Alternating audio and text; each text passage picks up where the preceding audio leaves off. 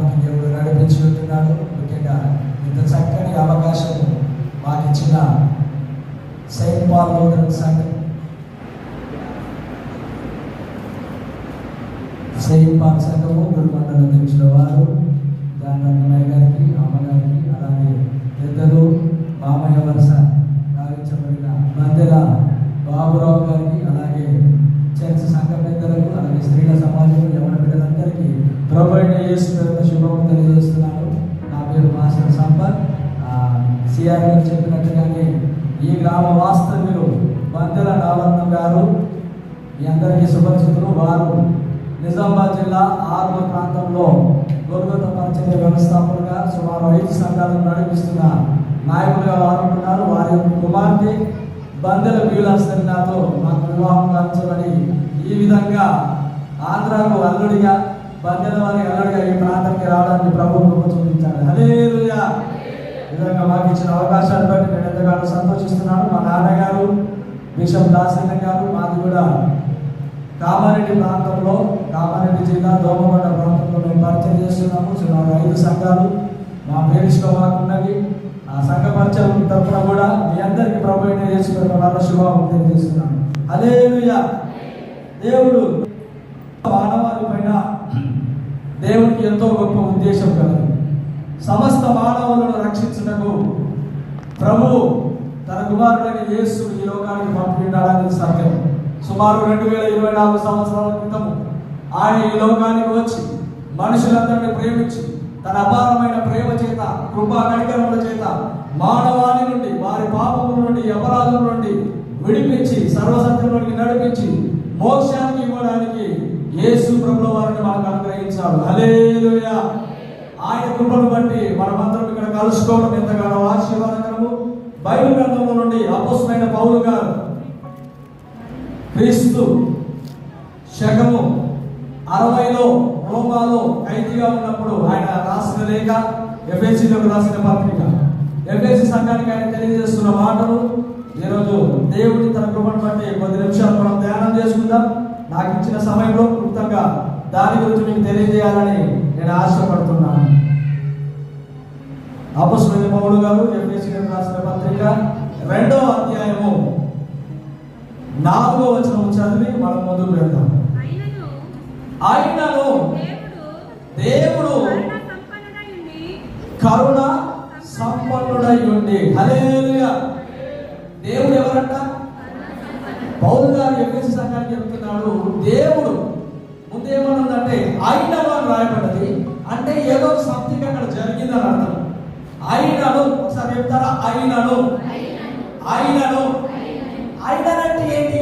ఏదో జరిగింది, మహాకార్యము, మహాద్భుతం ఏదో జరిగింది కాబట్టి దానిని ప్రస్తావిస్తూ పౌలు గారు అంటున్నాడు, ఆయనను దేవుడు కరుణ సంపన్నుడు. ఎంత కరుణలో అనేది కొద్ది నిమిషాలు నేను తెలియజేస్తాను. ఎంత కరుణా సంపన్నుడో, ఎంత కనికరం కలిగిన దేవుడో కొద్ది నిమిషాలు నేను మాట్లాడతాను. దేవుడు తన ఉద్దేశాన్ని సృష్టి ఆదిలో ఏం చేశాడంటే ఆదామును నిర్మించాడు. సమస్తం ఇచ్చిన తర్వాత నమ్మకంగా నాకంటూ ఒక సొత్తు ఉండాలి, నాకంటూ నేను సహవాసం చేయడానికి ఒక మానవాన్ని నిర్మించబడాలని దేవుడి సదా ఉద్దేశం, గొప్ప ప్రణాళికలో భాగంగా ఆదామును దేవుడు నిర్మించాడు. ఆదామును నిర్మించిన తర్వాత ఆదాముతో పాటు సహకారంగా ఎవరినిచ్చాడు చెప్తారండి? ఎవరినిచ్చాడు? అవ్వనిచ్చాడు. అంటే అది నేనే కదా. బైబిల్ ఒక మాట ఉంది, భార్య దొరికిన వారికి నేను. ఇంతగా నా జీవితంలో మీ ఆడబిడ్డ నాకు భార్య రావడం నాకు అదృష్టం. హల్లెలూయా. నేను ఈ ప్రాంతంలో ఉన్నానంటే అక్కడ మా సంఘాన్ని ఆమె నడిపిస్తుంది. హల్లెలూయా. దేవుని ఉద్దేశంలో ఒంటరిగా ఉన్న ఆదాము పట్ల దేవుడు హమ్మనించాడు. దేవుని నమ్మకం అనేది గొప్పగా అయిపోయింది. కానీ ఆ నమ్మకాన్ని వారిరువురు ఏం చేశారంటే నమ్మక ద్రోహమే చేశారు. ఒక మాట దేవుడు వారిని ఫలించి అభివృద్ధి నుంచి విస్తరించమంటే వారేమయ్యారంటే ఆ ఏదైనా వనంలో ఉన్న ఆ పండును తిని ఆ చేసిన తప్పును, ఆ ఆజ్ఞను అతిక్రమించి వారు పాపమును కొని తెచ్చుకున్నారు. పాపం వలన వచ్చే జీవితము మరణం. మీ అందరికీ తెలిసినట్టుగానే వారు ఆత్మీయ జీవితంలో మరణించిన వారై ఉన్నారు. ఆత్మీయ జీవితంలో వారు పతనమైన వారు ఉన్నారు. ఆయనను దేవుడు కరుణా సంపన్నుడు. ప్రణాళిక ఆపలేదు. ఆ తర్వాత నోహావు వరకు దేవుడు వేచి చూశాడు. నోహావు కాలంలో కూడా దేవుడు గొప్ప అవకాశం ఇచ్చాడు. నోహావు, ఈ తరములో నీవు నా ఎదుట నీతిమంతుడవై ఉన్నందుకు నీకు ఒక ఉద్దేశం నేను తెలియజేస్తున్నాను. 40 పగళ్ళు 40 రాత్రులు ప్రచండమైన వర్షము ఈ ప్రాంతంలో కురుస్తుందని దేవుడు చెప్పినట్టు అందరూ ఆ మాటను నమ్మలేదు. కానీ నీతిమంతుడై ఉన్న యథార్థవంతుడైన నోహావు నమ్మాడు. నోహావు ఏం చేశాడండి? నమ్మాడు.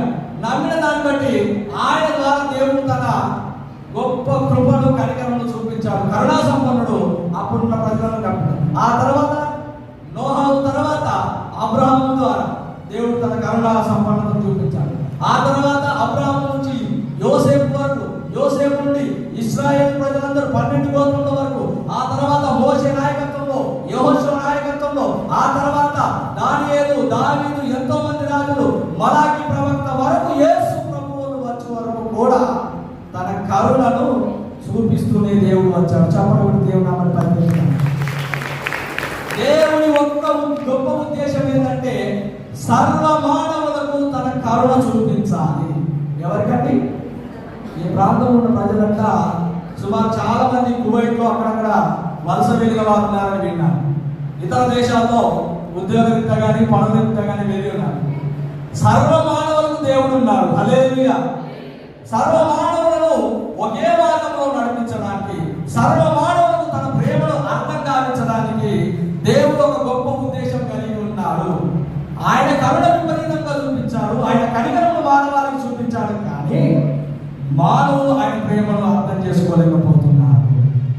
అందుకే పౌలు గారు ఆయనను దేవుడు కరుణా సంపన్నుడు, ఆయనను దేవుడు కరుణా సంపన్నుడు. 2వ అధ్యాయము ఎఫెసీయులకు రాసిన పత్రిక 1 నుంచి చదువుకుందాం. దేవుడు కరుణా సంపన్నుడు, కానీ మనమెవరము? అపరాధములు చేయవారము. మనం ఎవరమండి? అందుకే పౌలు గారు అంటున్నాడు, మీ అపరాధముల చేత. ఏంటి చేత? అపరాధము అంటే గ్రీకు భాషలో పరిక్రమ అంటారు. దాని అర్థం ఏంటంటే త్రోవ తప్పుట, తప్పించుకొనుట. చెప్తారా? త్రోవ తప్పుట, తప్పించుకోవడం. గ్రీకు భాషలో పరిక్రమ అంటారు. అపరాధం యొక్క అర్థం. అపరాధము మనిషికి ఉన్నది, అపరాధము మానవానికి ఉన్నది, అపరాధము విశ్వంలో ఉన్న మనుషులందరికీ ఉన్నది. అంటే విశ్వ మానవులు ఏం చేస్తున్నారంటే దేవుని ఉద్దేశం నుండి, దేవుని తలంపు నుండి, దేవుని చిత్తం నుండి, దేవుని మార్గం నుండి త్రోవ తప్పారు. ఇంకొందరు తప్పించుకొని వెళ్ళారు. పరిక్రమ అంటే త్రోవ తప్పుట, తప్పించుకుంటా. త్రోవ తప్పిట అంటే తెలియక కూడా దారి తప్పుతారు. ఈ ప్రాంతానికి రావాలంటే సుమారు ఎంతో మందిని నేను అడిగి రావాలి. ఎందుకంటే ఈ ప్రాంతం గురించి నాకు అవగాహన లేదు.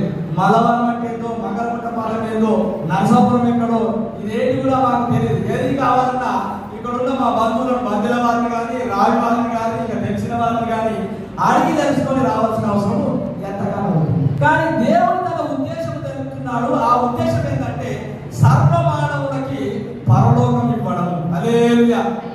ఎవరికి? ఎవరికి? సర్వ మానవులు అంటే నేను కేవలం భారతీయుల గురించి చెప్తలేను. భూమి గోళాకారంగా ఉంది. ఏ ఆకారం ఉంది? చదువుకున్న బిడ్డలతో చెప్తాను. మా ప్రాంతంలో మా బ్రాంచ్ సంఘంలో ఇతనే పరిచయం చేయడానికి వెళ్ళినప్పుడు నా భూమి ఏ ఆకారంలో ఉందిరా అంటే వాడు చెప్పిండు దిల్ ఆకారంలో ఉందని.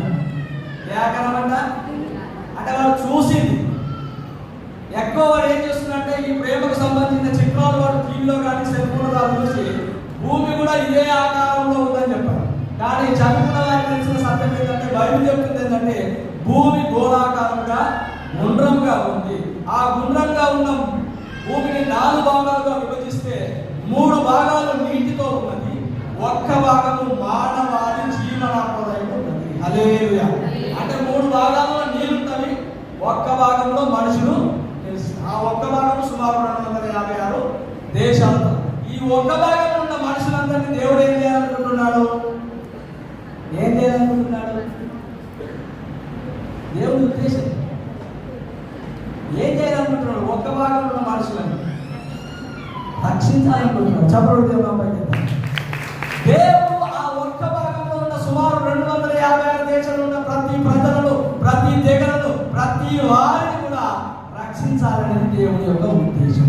కానీ అపరాధంలో వచ్చినది. ఆ తర్వాత ఏంటి చదువుతుంది? పాపములు. మొదటగా దేవుని సంకల్పానికి మన అపరాధములు వచ్చాయి. దేవుని ఉద్దేశానికి మన పాపములు కూడా అడ్డుగా వచ్చాయి. పాపములు అంటే గ్రీకు భాషలో హమర్షియా అంటారు. హమర్షియా అంటే గురి తప్పుట. చెప్తారా ఒకసారి? హమర్షియా అంటే ఏంటి? గురి తప్పుట. చెప్తారా? నిన్నటి రోజు ఒక వార్త తెలిసింది. మన ఆంధ్ర రాష్ట్ర ముఖ్యమంత్రి వైఎస్ జగన్మోహన్ రెడ్డి గారికి అందరూ తెలుసు. అందరూ తెలుసా అండి? ఏం జరిగింది? రాయేసి కొట్టారు అన్న వార్త వచ్చింది కదండి. దాన్ని ఎవరో గురి చూసి కొట్టారు కాబట్టి టార్గెట్ అక్కడ రీచ్ అయింది. హల్లెలూయా. దేవుని ఉద్దేశం ఏంటంటే మానవులందరూ గురితోటి పరలోకానికి చేరాలి. చప్పటి దేవుడు. ఏ ఒక్క ఆత్మ నశించిపోవడం దేవుని చిత్తం కాదు. సర్వ మానవులకు మోక్షం సిద్ధంగా ఉన్నది అని గురి దేవుడు ఏర్పాటు చేశాడు. కానీ మనకు ఏమంటొచ్చిందంటే అమర్షియా వచ్చింది. అంటే పాపములు. మొదట ఏంటిది? అపరాధం. మొదట అపరాధములు మనకు అడ్డొచ్చినాయి. అంటే ద్రోవ తప్పించాయి, గురి తప్పించాయి. రెండు అమర్షియా పాపములు. ఇవేం చేశాయంటే దేవుని యొక్క మహాసంకల్పం మనకు దూరం చేశాయి. అయినను దేవుడు ఏం చేశాడు? కరుణా సంపన్నుడు. రెండవ మొదటి చదువు. ఈ అపరాధముల చేత పాపముల చేత మనం నిశ్చయంగా చచ్చిన వారు. చావడం అంటే భౌతిక మరణం గురించి కాదు పౌలు గారు మాట్లాడుతున్నారు. ఆత్మీయంగా చచ్చిన వారు. ఎవరు? ఆత్మీయంగా చచ్చిన వారు. ఒక చిన్న సాక్ష్యం చెప్తాను. మా నాన్నగారు మెదక్ జిల్లా, కామారెడ్డి జిల్లాలో మంచి పేరుగాంచిన వ్యక్తి. ఎందుకు పేరుగాంచాడంటే ఏదైనా మంచి పని చేస్తున్న పేరు వస్తుంది.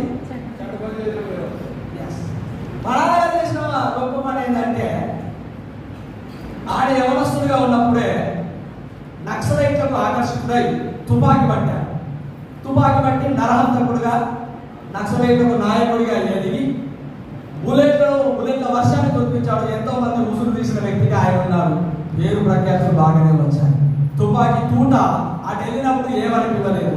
తుపాకీ తూట ఆ బుల్లెట్ ఆయన వైపు తిరగగానే దేవా అని ఆయన ఆశ్రయించాడు. హల్లెలూయా. ఎంతో మందిని హింసించినప్పుడు ఆయనకి ఏమనిపించలేదు. తుపాకీ తూట అక్కడ గురి పెట్టినప్పుడు ఏమనిపించలేదు. కానీ పోలీసు వాళ్ళ ఎన్కౌంటర్ టైంలో తుపాకీ తూటాలు ఆయనకు వెంబడించగానే అప్పుడు భయం ప్రారంభమైంది. భయమే లేని ఆ వ్యక్తి యేసు ప్రభువును ఆశ్రయించాడు. మా ప్రాంతము మెదక్ చర్చికి దగ్గరగా ఉన్న ప్రాంతం కనుకనే దేవుడి కృపను బట్టి మెదక్ చర్చి దేవుడా ఓ యేసయ్యా నీకే శక్తి ఉంటే నీవు నన్ను కాపాడితే ఈ తుపాకీని వదిలిపెట్టి సచ్చేదాకా నీ సేవ చేసుకుంటానని ఒక తీర్మానం చేసుకున్నాడు. అది విన్న యేసు దేవుడు గొప్ప మీద ఆయన జీవితంలో జరిగించాడు. ఈ రోజు దోమకొండ ప్రాంతంలో గొప్ప సేవకుడిగా ఆయన వాడబడుతున్నాడు. చెప్పండి దేవునిపై. ఎందుకు మాట చెప్తున్నాను? ఒక మనిషి మారాలంటే మారడు.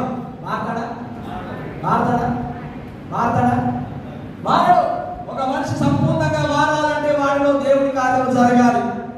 దేవుని కార్యం జరగకుండా ఏ మానవుడు మారడు. చాలా మంది యవనస్తులు ఇక్కడ ఉన్న వాళ్ళు మంచివారు. మా ప్రాంతంలో యవనస్తులు డ్రగ్స్ వాడతారు, స్మోకింగ్ చేస్తారు, వ్యభిచారం చేస్తారు, ఎన్నో చేస్తారు. వారన్నిటిని బట్టి నాకు ఒక మాట గుర్తొచ్చింది. మన దేశ ప్రధాని ఎవరండి? చెప్తారా? అయ్యా యవనస్తున్నారు ఫ్రెండ్స్ చెప్పండి ఒకసారి. ఎవరు? మోడీ గారు. అందరూ తెలుసు. మోడీ గారు కొన్ని రోజుల కింద ఒక మాట చెప్పాడు. ఏంటది? స్వచ్ఛ భారత్ అన్నాడు. ఏమన్నాడు? భలే ఉంది కదా. భారతదేశం స్వచ్ఛంగా ఉంటే అమ్మగారు బాగుంటుంది కదా.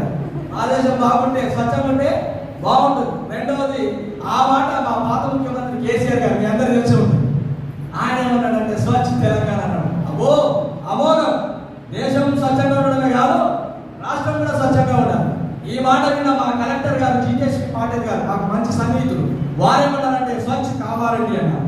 ఆ మాట విన్న మా దోమకొండ శాసనసభ్యులు గంపగౌడ గారు వారేమన్నారంటే స్వచ్ఛ కామారెడ్డి అన్నారు. ఇది విన్న మా సర్పంచ్ గారు స్వచ్ఛ దోమకొండ అన్నారు.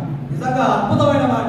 స్వచ్ఛ దేశము, స్వచ్ఛ రాష్ట్రము, స్వచ్ఛ జిల్లా, స్వచ్ఛ మండల్, స్వచ్ఛ గ్రామం అన్ని స్వచ్ఛంగా ఉండాలని ఎంత అద్భుతమో. ఇక వారికి దేవుడిని అంగీకరించలేదు కానీ వారి నోటి నుండి సత్యమైన మనకు వచ్చాయి. హల్లెలూయా. మరి ఏ ఏ మానవుడు కూడా స్వచ్ఛ మనిషి అంటలేడు, స్వచ్ఛ దిల్ అంటలేడు. అంటున్నారా? కేవలం ఈ మహావిశ్వంలో యేసు ప్రభు మాత్రమే చెప్పాడు, హృదయ శుద్ధి గలవారు ధన్యులు, వారు దేవుని చూచెదరు. చెప్పండి. దేశం స్వచ్ఛంగా ఉంటే సరిపోదు, రాష్ట్రం స్వచ్ఛంగా ఉంటే సరిపోదు, మండలము గ్రామము స్వచ్ఛంగా ఉంటే సరిపోదు, ప్రతి మానవుడు స్వచ్ఛంగా ఉండాలి. హల్లెలూయా. ప్రతి హృదయం స్వచ్ఛంగా ఉండాలి, ప్రతి ఒక్క మనిషి తలంలో స్వచ్ఛంగా ఉండాలి.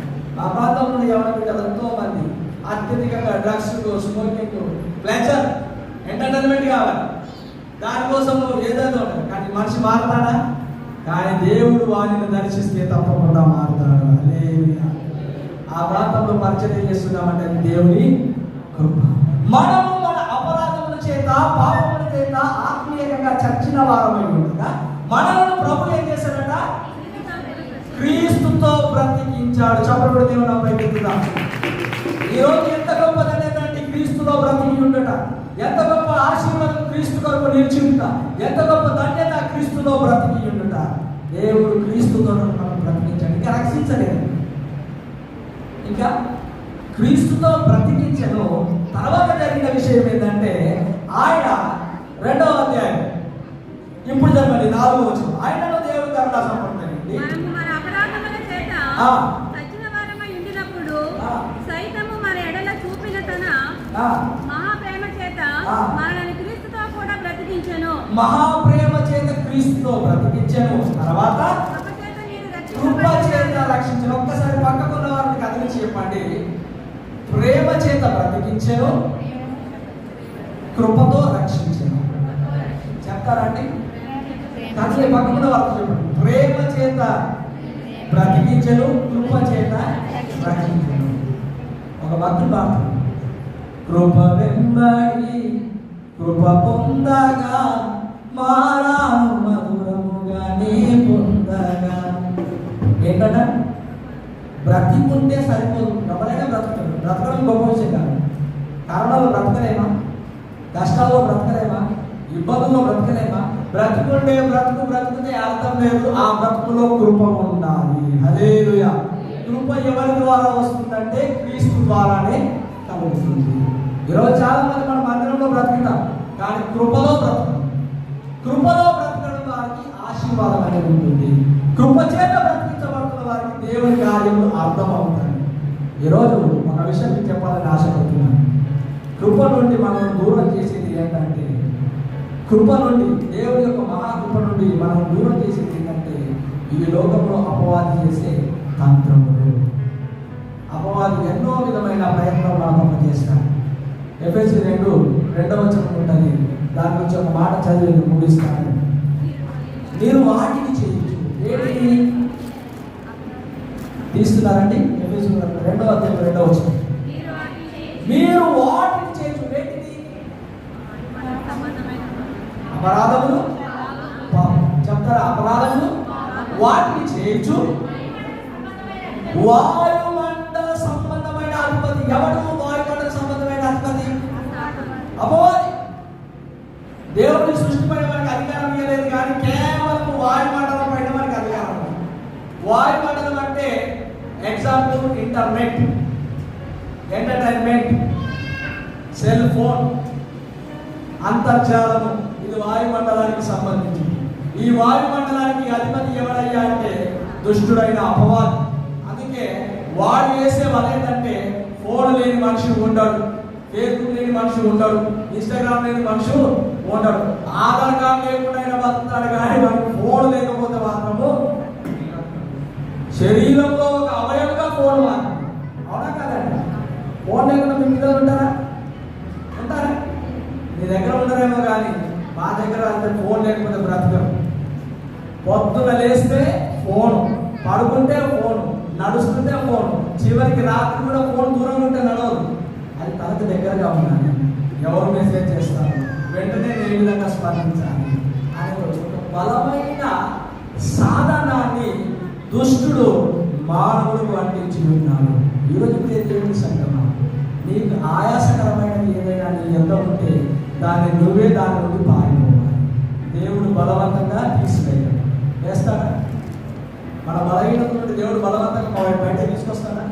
దేవుడు మనకు కృపణించాడు. నా కుమారుడు తప్పు ఒప్పుడు తెలుసుకొని నా దగ్గరికి రావాలి, వాడంతల వాడు రావాలని దేవుడి ఉద్దేశమే. కానీ బలవంతంగా దేవుడు యేసు ప్రభువు వారు లోక మానవులు పరిశుద్ధులకు కాకంటే కారణం అవుతారట.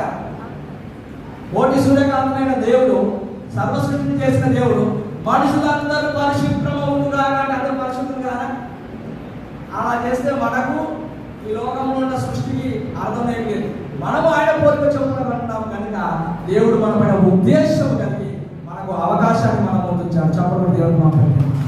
ఆ అవకాశం ఏంటంటే ఏది మంచి, ఏది చెడు, ఏది పాపము, ఏది పాపం కానిది, ఏది మేలు, ఏది కీడు అనేది మన ముందర దేవుడు ఉంచి మనం గుర్తించాలని దేవుడు చూస్తున్నాడు. హల్లెలూయా. హబక్కూకు ప్రవక్తతో దేవుడు ఒక మాట మాట్లాడుతున్నాడు. హబక్కూకు గ్రంథము 1వ అధ్యాయము 14వ వచనం. ఏలిక లేని చేపలతో ప్రాణపురుగులతో నీవు నరులను సమానులుగా చేసింది. వాడంటే ఎవరండి? అపవాది అంటారు. అపవాది వాడు ఏం చేస్తున్నాడంట? వాడు గాలము వేసి, గాలం అంటే తెలుసా అండి? ఇక్కడ మొత్తం చేప చెరువులు ఉన్నాయి. మా దగ్గర ఒక్క చెరువులు ఉండదు. చెరువులు ఉంటాయి కానీ ఈ విధంగా చేపలు వేసే చెరువులు మాత్రం ఉన్నాయి. ఈ జిల్లాకు ప్రత్యేకంగా కొబ్బరి తోటలు, ఇది చేపలు. ఆశీర్వాదానికి నిలయంగా పశ్చిమ గోదావరి జిల్లా ఉంటుంది. హల్లెలూయా. ఒక మాట చెప్తానండి, వాడు ఏం చేస్తాడంట? మొట్టమొదటిగా గాలం వేస్తాడంట. ఏమేస్తాడు? చేపలు పట్టేవాళ్ళు చాలా మంది తెలుసు. చేప రావాలంటే ఆ గాలం ఉంటుంది. ఆ గాలం ముట్టిగా వేస్తే ఆ చేప రాదు. దానికి ఏం పెట్టాలండి? రాజుగారు బాగా చెప్పారు.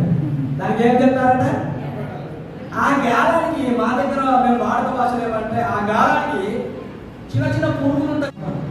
ఆపరేషన్ 1 ఫెయిల్ అయితే 2 ఉంటుంది, 2 ఫెయిల్ అయితే 3 ఉంటుంది. అలాగే దుష్టుడు నిన్ను పాడు చేయడానికి, దుష్టుడు నీ కుటుంబాన్ని పాడు చేయడానికి, నీ సంఘాన్ని పాడు చేయడానికి, నీ గ్రామాన్ని పాడు చేయడానికి ఆపరేషన్ 1 ఏంటంటే వాడు గాలం వేస్తాడు.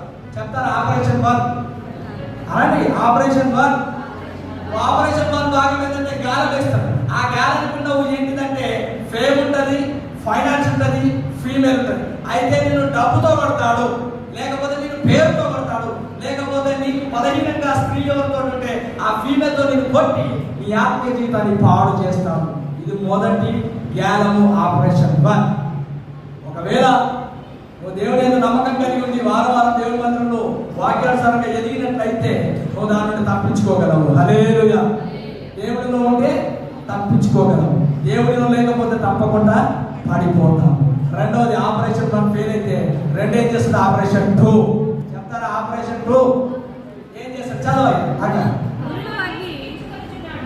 వాడి కాలంలో గురించి లాగి ఉన్నాడు. తర్వాత ఊరులోకి, ఊరులు అంటే ఊరులు అంటే మా దగ్గర ఎక్కువ ఈ పందులు పట్టే వాళ్ళు ఉంటారు, కుందేలు పట్టే వాళ్ళు ఉంటారు, ఇంకా చిన్న చిన్న దుప్పిలు అన్ని పట్టే వాళ్ళు ఉంటారు.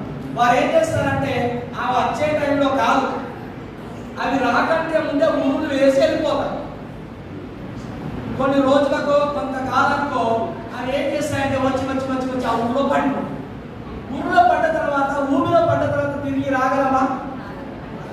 ఒకవేళ నువ్వు దేవునికి దగ్గరగా ఉంటే వాడి గాలాన్ని తప్పించుకోగలవు. ఒకవేళ నువ్వు దేవునికి దగ్గరగా లేకపోతే నెక్స్ట్ ఆపరేషన్ వాడు వేసే ఊరిలో, ఆ ఊరిలో భాగం ఏంటంటే ఈ లోక సంబంధమైన వాటిని వాడు నీకు ఆశ చూపిస్తాడు. నీకు కానీ, నీ పిల్లలు కానీ, నీ కుటుంబం కానీ పరిచయకు ఆటంకంగా జరిగే విధంగా వాడు ప్రయత్నం చేస్తాడు. ఒకవేళ ఆపరేషన్ 2లో కూడా నువ్వు విజయం పొందితే మరలా వాడితో ప్రయాణం చేస్తాడు. ఆపరేషన్ 3 1 పాస్ అయ్యాం, 2 పాస్ అయ్యాం. ఆపరేషన్ 3 అనగానే వాడేం చేస్తాడంట? ఊరిలోకి చిక్కుచుకున్నాడు. నువ్వు దీంట్లో కూడా తప్పించుకున్నావు. తర్వాత వాడు ఏం చేస్తాడు? వాడు తన వలతో ఏం చేస్తాడంట? వల. చెప్పండి, వల. మొదటిది గాలం. చెప్తారా? మొదటిది ఏంటి అంటే అపవాది నిన్ను, నీ కుటుంబాన్ని దేవుని చిత్తానికి, దేవుని ఉద్దేశానికి, దేవుని ప్రణాళికని దూరం చేయడానికి మొట్టమొదటిగా వాడు వల జ్ఞానం వేస్తాడు. రెండోసారి వాడు ఏం వేస్తాడు? ఉరుడు వేస్తాడు. ఇకపోతే ఈ రెండు తప్పించుకుంటే మూడోది ఏంటి? వల. వల అంటే మూకుమ్మడిగా అందరినీ వాడు వలలో వేస్తాడు. దాని నుంచి బయటికి రావడానికి ఆప్షన్ లేదు. ఆ వల ఏంటంటే నెట్. ఇంగ్లీష్లో వలని ఏమంటారు? నెట్.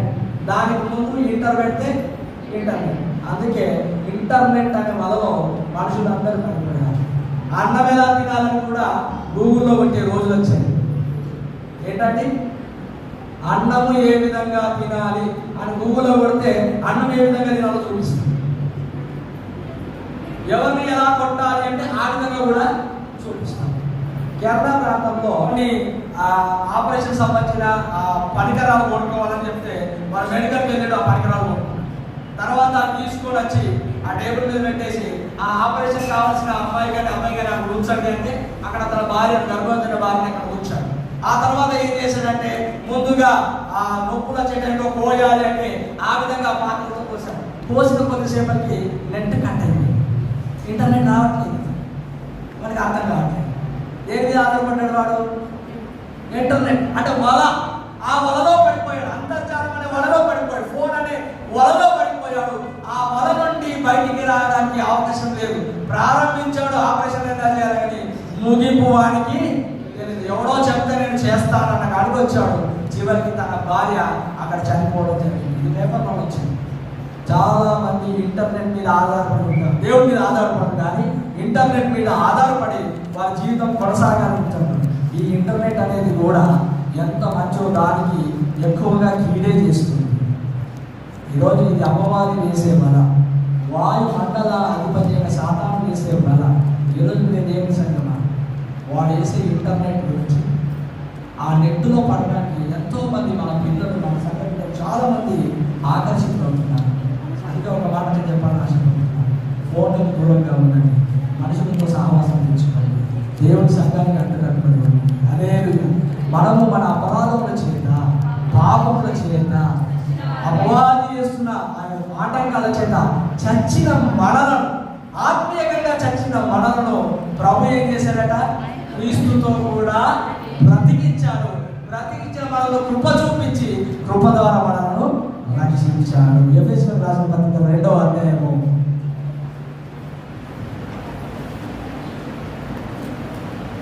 8వ వచనం.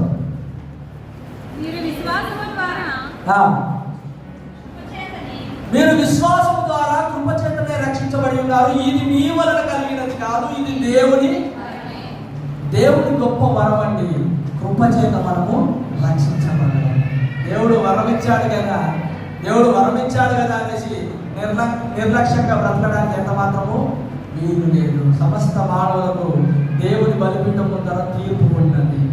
సేవకులైన మాకుంటుంది, విశ్వాసులమైన మీకుంటుంది.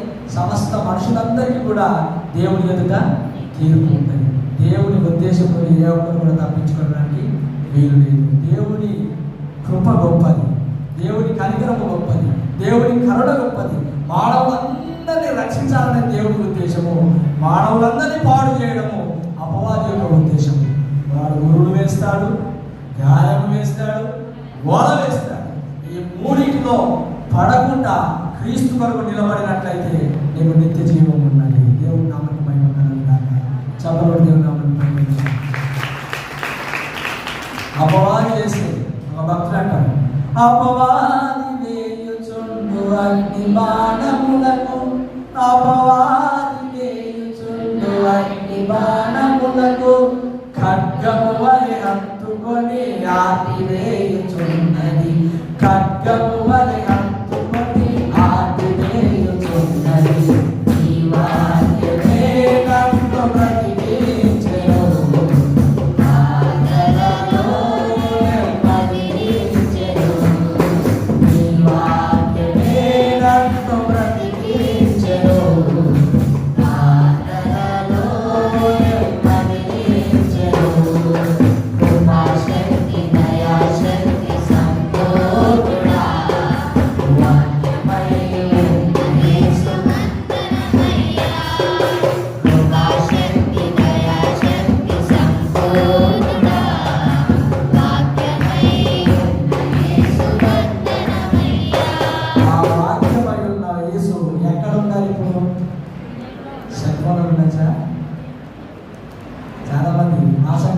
పిల్లలు ఒకప్పుడు పాఠ పుస్తకాలు పట్టుకొని వచ్చారు.